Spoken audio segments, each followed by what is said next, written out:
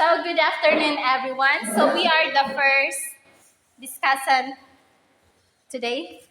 So our topic is all about the introduction to 21st century literacy. So this lesson will help us understand what literacy means. So how it started and also how this helps us in our in today's world. So so these are our learning objectives. So please read everyone. Understand the definitions of conventional literacy. Understand the expanded use of literacy in the 21st century. So, in your own idea, what do you mean by literacy? From the, Literacy? okay, may silagan.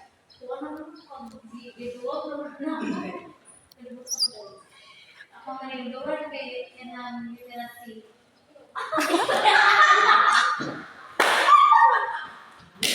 So, so, good afternoon sa mga bagong iabot. So, okay. So again, okay, literacy means it is ability to read and write. So ability to read and write. Literacy simply means that a person was considered literate if a person sorry, mo suwat o mobasa sa unang panahon muna ang tawag nila is mga literacy. So traditional conventional literacy means being able to read and write.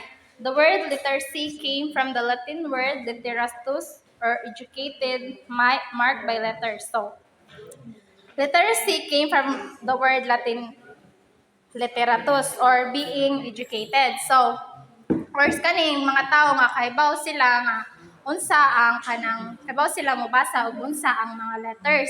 For example, kanang sa unang panahon kay kanang educated na siya if kanang nga tao is kamao na siya musuwat, mubasa ana nga time. So kanang I have a question. So do you think a person who can read and write is already fully literate today? So katong mga kuan mo mga katong mga tao nga kabaw mo basa og musuwat is kuan na ba jud sila, educated na ba jud? Why? Sige ko. Miss Silaga. Okay, Miss Silaga. Bisa pag educated ka, di ka kay bumabasa, dapat educated yung kay di man sa tanang educated kay kanang kuan di ba kanang nakagraduate di ba? Mas kailangan dapat kung as long as kay ba magbasa educated na ka kay tanan ba day nakagraduate ko kuan marang ko educated. Uy ayaw digital ka. Kana Tanan ba makabasa ang makasuwat. Educated kay So kinsa man tay maingon nga dili fully educated. educated na Okay. si Mayor. Okay, Miss Jebby. Kanang do you think a person who can read and write are fully educated?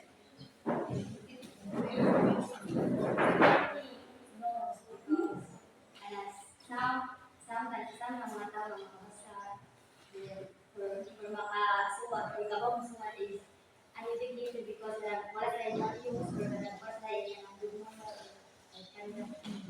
Thank you, Miss Jebby. So yes, ako no. Pero sa una is kato ko ng mga tao nga kamauna mo suwat, mo basa, is mo na daw to para nila is mo na to kung nila mo pinaka bright na gani para nila murag mas daghag na if kinsa tong kamaw to musuwat, mo basa, makaiba og mga unsa na ilang gibasa, mo kuro to daghag na hibalan mo bitaw sa unang panahon is kana ang mga dako-dako sa among time, for example sa time sa akong lolo ha, kanang akong lolo is siya ang gihimong sekretary kay tungod siya ang kamao mo suwat, kamao mo basa. Then katong uban is kanang wala. Kanang siya may mas marag feeling na mas bright sa ilang panahon gani kay ako lolo kamao mo basa, mo suwat. Pero wala. Pero pero kamao siya ay eskwela siya pero wala ka human ba marag grade 6 ra taman ingana. Kam So so mo to kisa to naka kamao mo suwat ug so kita tanan mo bitaw kita karon nga sa bata palantadaan thankful kayo ta kay gitudloan jud tag unsang pagsuwat di sa ingon nga kamao ay bright na ka if kamao sa panahon kan di to makaingon nga bright ka if kamao ka mobasa kamao ka mosuwat kamao ka mosadira kay karon kanang murag need ay kana gani siya part na sa to ang life na sa tong life sa tong kinabuhi nga dapat kamao jud tamusod kay mo naman na ang karon nga sa karon nga time ba. So, 3 types of conventional literacy. So, first is the basic literacy. So, basic literacy is the foundation of literacy. It refers to the ability to recognize letters and words and decode written symbols into sounds. So, for example, kita no, kita if mga katong bata pa man ta, like for example, letter A. Kanang letter A is also it sounds sa letter A. Apple.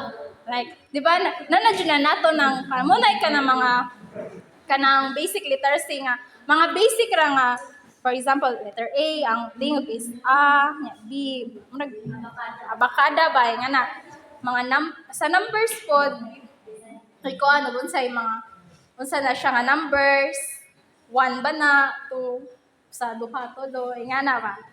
Then, so, for example, when a child learns the alphabet and reads simple sentences, that child show basic literacy. So, for example, ang bata ay mabait. So, mo na yung mga basic literacy. Karang sayon ra gani siya, kanang sabton ang, like, A-N-G. So, second is comprehension literacy. It is ability to understand the meaning of what is read. So, sa karon, na ba may comprehension?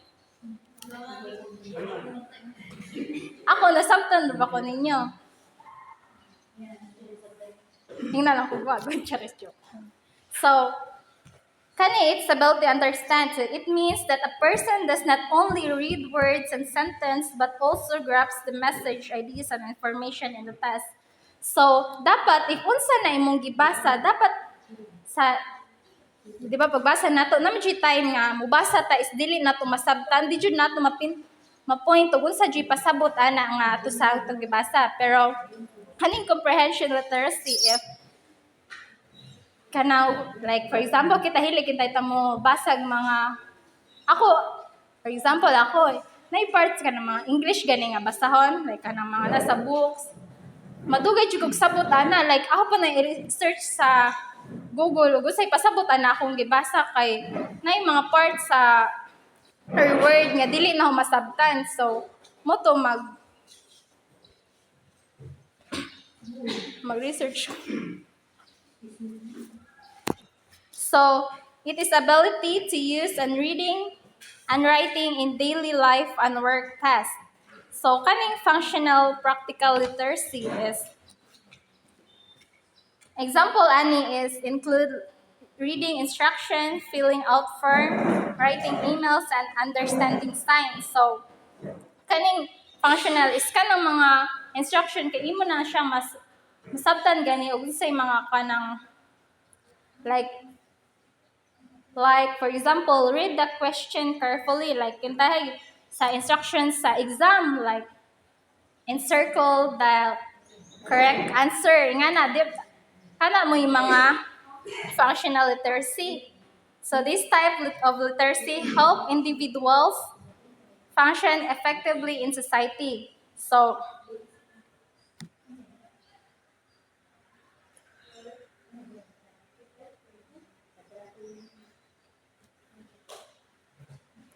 expanded views of literacy 21st century. Ako pa.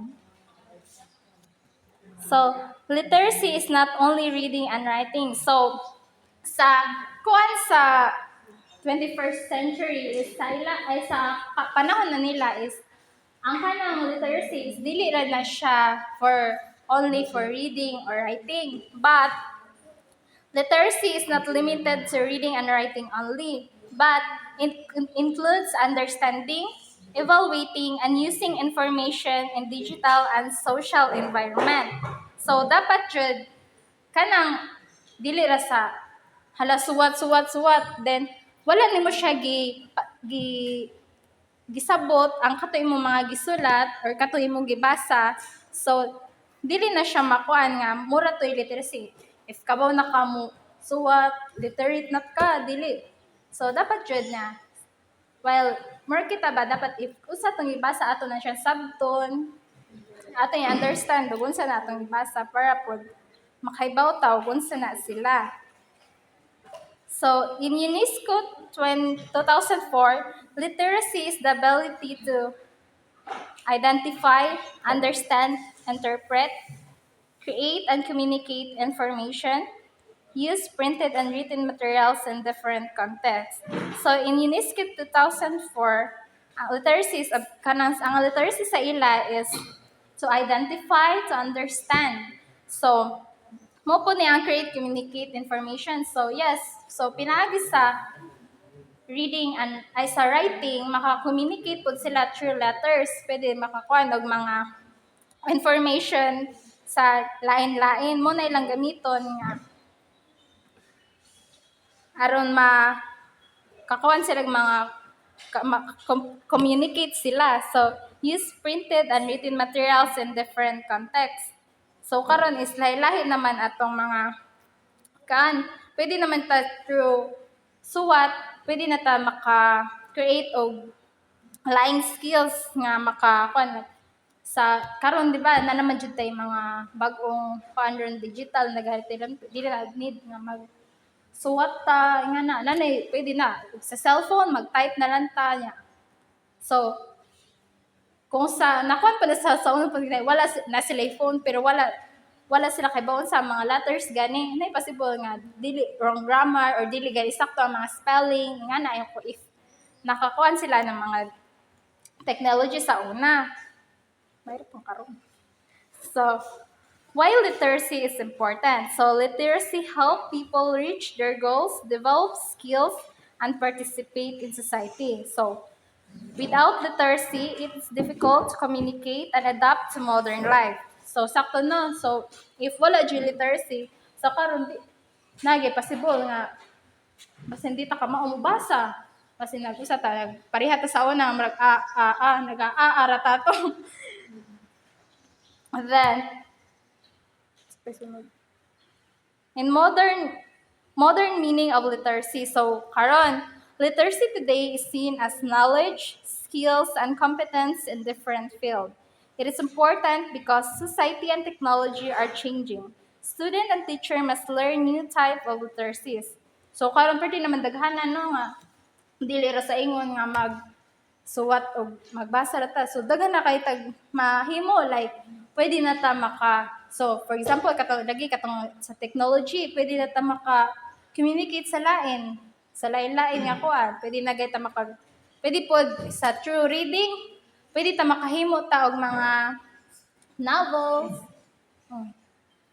Mga novels maka-create na tag mga story nga na if sige tag basa-basa mo ato na pong gisabot ug sa atong gibasa mo to makagama tag mga ini nga sentences sayo na nato ang mga paggama og mga sentence kung kay bao jud ta unsaon pag sabot. So today these include digital literacy, media literacy, and information literacy. So Literacy is important because society and technology continue to change. So, sakto sa hanggang ano, sa tungod sa technology, mausab-usab na jud. Pwede sa internet, makabasa na ta, na mga text dito. So, that's all. Thank you.